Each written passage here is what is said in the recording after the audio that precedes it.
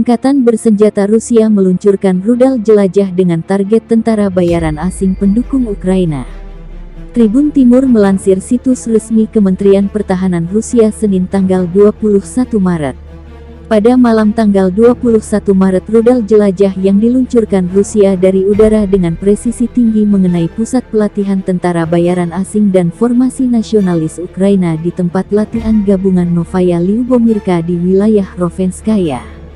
Lebih dari 80 tentara bayaran dan nasionalis tewas.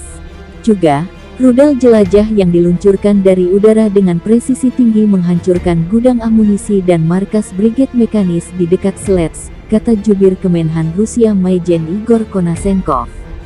Pasukan pemburu malam yang terdiri dari helikopter K-52 dan Mi-28N menghancurkan 8 tank, 4 kendaraan tempur infanteri, dan 3 pengangkut personel lapis baja selama serangan malam, lanjut Igor.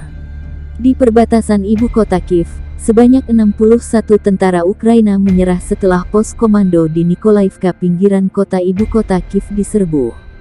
Prajurit Rusia mengambil alih pos komando angkatan bersenjata Ukraina yang dijaga ketat. Sebagian adalah posko bawah tanah.